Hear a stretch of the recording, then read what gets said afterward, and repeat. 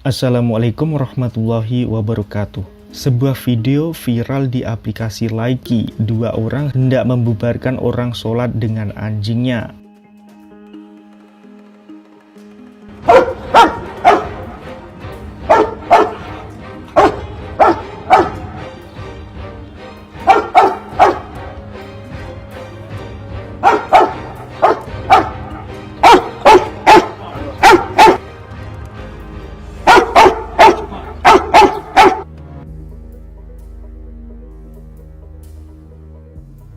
Video ini pun diupload ulang oleh akun Facebook Ahmad Al-Kaf dan diberikan keterangan maksud orang kafir mau membubarkan orang sholat dengan suruhan anjingnya. Dengan izin Allah malahan anjingnya orang kafir takluk tunduk sama orang beriman.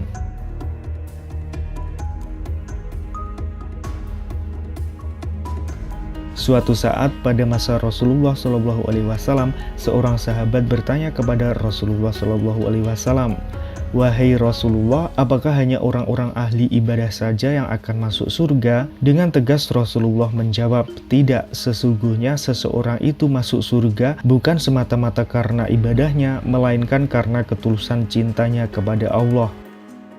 Penasaran, orang itu bertanya lagi, "Apa itu berarti hanya para wali dan ulama saja yang akan masuk surga?" Rasulullah kembali menegaskan, "Tidak, bukan begitu, karena sesungguhnya telah ada seorang wanita kupu-kupu malam yang masuk ke surga."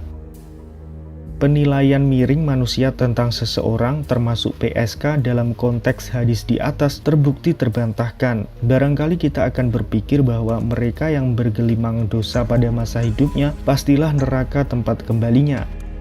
Akan tetapi penilaian itu ditepis melalui kisah seorang PSK masuk surga karena peduli terhadap binatang. Kisah ini sekaligus hendaknya menjadi teladan bagi kita semua agar jangan pernah putus asa, mengharap kasih sayang dan ampunan Allah Subhanahu wa Ta'ala. Seperti dikisahkan dari Abu Hurairah radhiyallahu anhu, Rasulullah SAW bersabda, "Telah diampuni seorang wanita pezina yang lewat di depan anjing yang menjulurkan lidahnya pada sebuah sumur. Dia berkata, 'Anjing ini hampir mati kehausan.' Lalu dilepasnya sepatunya, diikatnya dengan kerudungnya, lalu diberinya minum. Maka diampuni wanita itu karena memberi minum." Hadis riwayat Bukhari. Kisah tersebut terjadi pada masa Bani Israel. Banyak wanita yang melanggar norma agama dan susila. Suatu saat, wanita itu seperti aktivitasnya sehari-hari mulai menjajakan diri, sama seperti apa yang dilakukan oleh rekan seprofesinya. Namun, entah mengapa, untuk hari itu, meski semangat mengumbar senyum dan dengan sesekali menawarkan diri dan menarik perhatian setiap yang lewat, tidak ada satupun pria yang mau merespons isyaratnya. Rasa jenuh membuat dia merasa lelah karena ketika mulai bekerja dia belum minum dan belum makan. Rasa haus dan lapar mengundurkan niatnya untuk tetap berada di tempat itu. Akhirnya dia memutuskan untuk bergeser dari tempat tersebut dengan harapan agar ada pria hidung belang yang bernafsu padanya. Sebab dengan begitu dia bisa melepaskan rasa dahaga dan laparnya. Semangat langkah kaki perempuan muda itu mulai terseok-seok saking lamanya menahan rasa letih. Sudah terlalu jauh ia mengikuti langkah kakinya demi bertemu dengan makanan dan minuman. Sepanjang perjalanan, dia selalu menawarkan diri kepada setiap lelaki yang dijumpainya.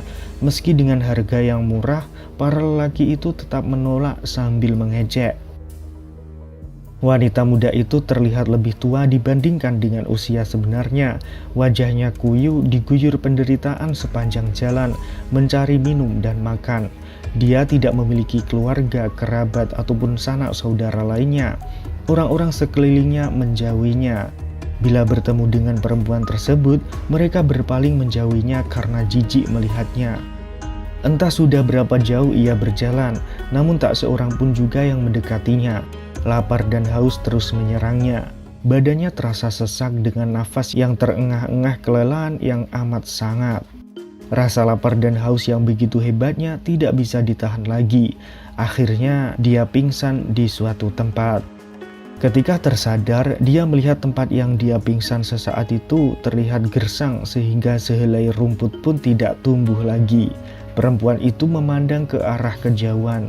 Matanya nanar melihat kepulan debu yang bertebaran di udara. Kepalanya sudah mulai terayun-ayun dibalut kesuraman wajahnya yang kuyu. Dalam pandangan dan rasa hausnya yang sangat itu, ia melihat sebuah sumur di batas desa yang sepi. Sumur itu ditumbuhi rerumputan dan ilalang kering yang rusak di sana-sini. Pelacur itu berhenti di pinggirannya sambil menyandarkan tubuhnya yang sangat letih. Rasa hauslah yang membawanya ke tepi sumur tua itu. Sesaat dia menengok ke dalam sumur tua itu. Tak tampak apa-apa, hanya sekilas air memantul dari permukaannya. Mukanya tampak menyemburat senang, namun bagaimana harus mengambil air sepercik dari dalam sumur yang curam? Perempuan itu kembali terduduk. Tiba-tiba ia melepaskan selendangnya yang mengikat perutnya, lalu dibuka sebelah sepatunya. Sepatu itu diikatkan dengan selendangnya, lalu dijulurkannya ke dalam sumur. Ia mencoba mengais air, hanya tersisa sedikit itu dengan sepatu kumalnya. Air yang tersisa sedikit dalam sumur itu pun terangkat. Lalu ia menarik selendang perlahan-lahan agar tidak tumpah. Namun tiba-tiba ia merasakan kain bajunya ditarik-tarik dari belakang. Ketika dia menoleh, dilihatnya seekor anjing dengan lidahnya terjulur ingin loncat masuk ke dalam sumur. Sang pelacur pun tertegun melihat anjing yang sangat kehausan itu, sementara tenggorokannya sendiri serasa terbakar setelah menempuh perjalanan berkilo-kilometer. Sepercik air kotor itu sudah ada di dalam sepatunya, kemudian dia akan meneguknya. Anjing itu mengibas-ibaskan ekornya sambil merintih. Pelacur itu pun mengurungkan niatnya untuk mereguk air itu. Setelah itu dielusnya kepala hewan itu dengan penuh kasih. Air itu diberikannya kepada si anjing, lalu binatang itu pun meneguknya tanpa sisa.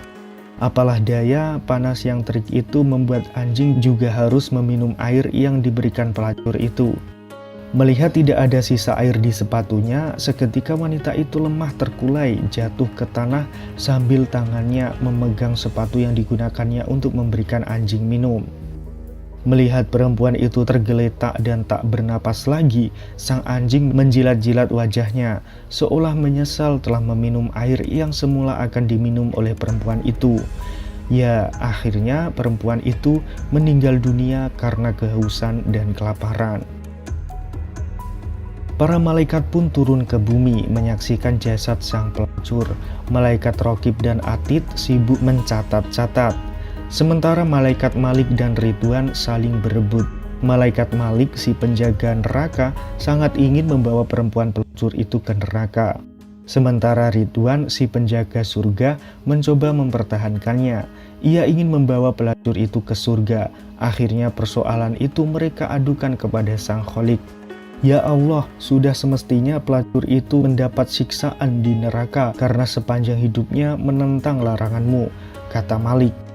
Tidak, bantah Ridwan. Kemudian Ridwan berkata kepada Allah, Ya Allah, bukankah hambamu si pelacur itu termasuk seorang wanita yang ikhlas melepaskan nyawanya untuk menyelamatkan nyawa anjing yang kehausan, sementara ia sendiri melepaskan kehausan yang amat sangat. Mendengar perkataan Ridwan, Allah lalu berfirman, Kau benar wahai Ridwan, wanita itu telah menebus dosa-dosanya dengan mengorbankan nyawanya demi makhlukku yang lain. Bawalah dia ke surga, aku meridhoinya. Seketika malaikat Malik kaget dan terpana mendengar keputusan tersebut. Sementara malaikat Ridwan merasa gembira, dia pun membawa hamba Allah itu memasuki surga. Lalu bergemalah suara takbir, para malaikat berbaris memberi hormat kepada wanita sang hamba Allah yang ikhlas itu. Masya Allah, sungguh kisah yang sangat menyentuh hati ya sahabat. Maka dari itu kita tidak boleh memandang siapapun itu rendah, walaupun mereka bekerja dengan jalan yang haram. Karena kita tidak tahu akhir hidup seseorang. Ada orang soleh yang saat meninggal dalam keadaan dosa sehingga tidak sempat memohon ampun. Dan ada orang yang berdosa meninggal dalam keadaan baik dan mendapatkan ampunan dari Allah Subhanahu wa Ta'ala seperti kisah tadi. Semoga Allah selalu membimbing kita ke jalan yang benar, mengampuni semua dosa kita dan merahmati kita. Amin. Nah, sekian video kita kali ini. Jangan lupa kasih komentarnya ya sahabat. Terima kasih. Wassalamualaikum warahmatullahi wabarakatuh.